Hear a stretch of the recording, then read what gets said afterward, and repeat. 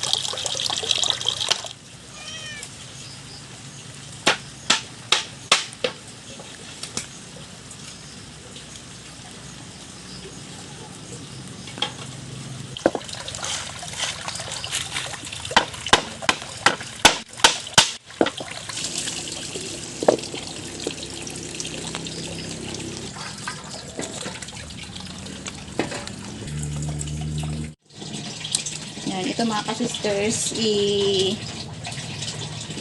i-stock muna natin. Lagay natin sa freezer. Ito ay pang 1 year. Ito pang 1 month. Ay!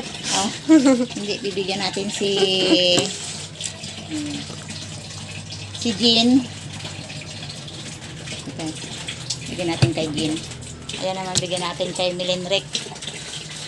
Hindi mo kasi. Yan. Stock natin. Dahil wala talagang mabiling isda. Tayo ay pinagpala at binigyan tayo ni God. Binigyan tayo ni God ng pang-ulam.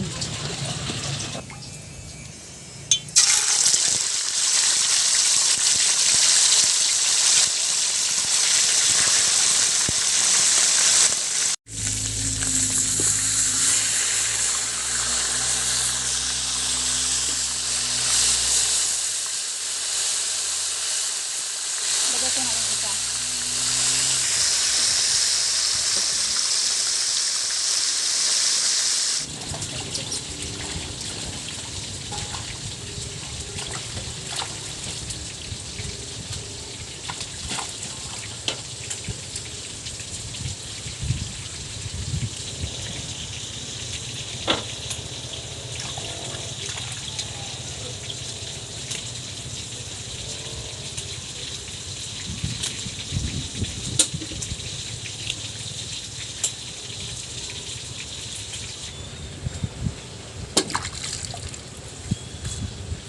Ito ay hindi Makati. Makati lang. Ha? Hindi siya Makati. Dati natin siyang binubulay. Ito yung galing sa Iloilo na ano na gabi.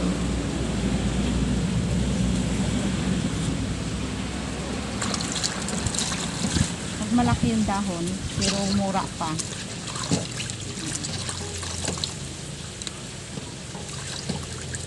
Yung pag mga maliliit, ayan o. Ayan, ganyan lang yan.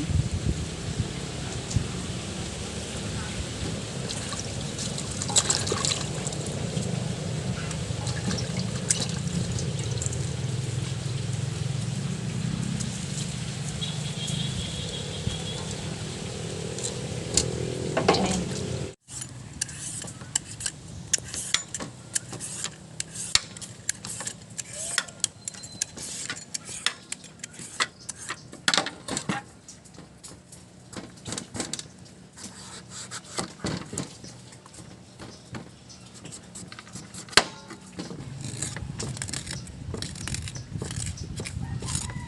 Tunog yan.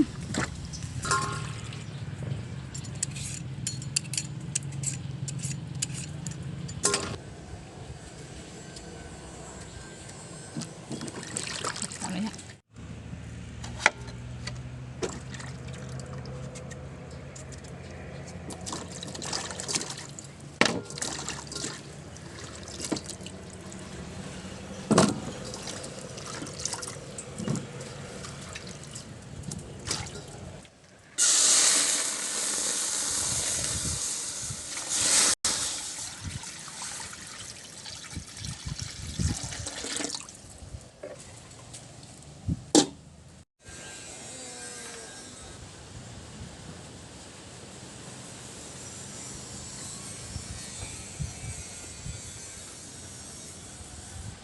Ang ating kadyos. Yan. Ano na siya? Luto na. Saka natin lagyan ng mga ingredients. Kamatis, sibuyas at luya. Lagyan natin yung papaya. Yan. Takipan.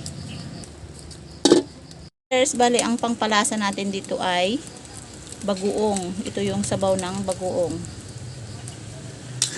Yan. Simpleng ulam lang yan. Dito mga kasisters ay pwede na makakain ng sangkaterbang kanin.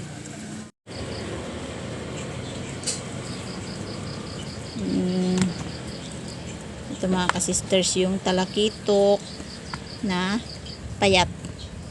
Ayan. Paano ko masabi na payat kasi nga pinirito ko siya ay nagbaluktot oh.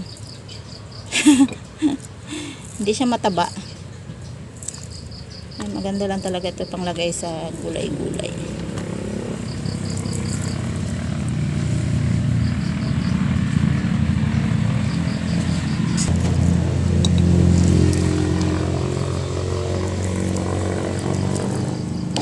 Okay.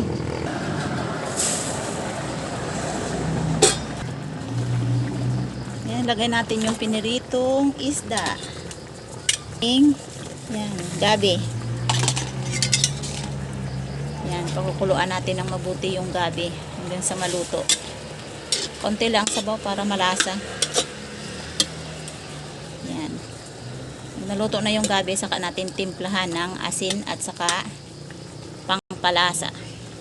Lagyan natin ng konting asin. Tama lang yung sabaw ko mga kasisters.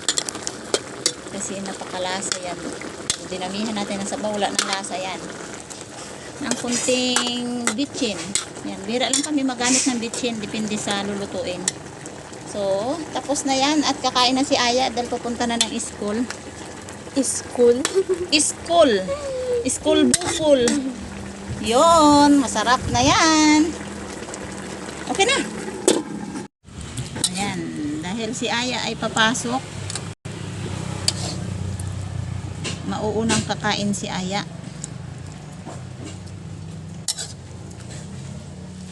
Okay, kasi na to sa Aya. Yan, basta hindi nagsabay-sabay ng kain. Sigurado yan, kanya-kanya kain na, oo. Kahit sa duyan si Aya, kain. Dito kami mga kananay sa labas kasi pag sa loob ay parang crowded na ang utak. Crowded ng utak, crowded. Crowded na Mainit. mainit at saka madilim. Mainit sa loob. Yan, walang kuryente. Eh, simple katapos ng bagyo, pero may bagyo ulit. Kain mga kasister. Mga kananay ay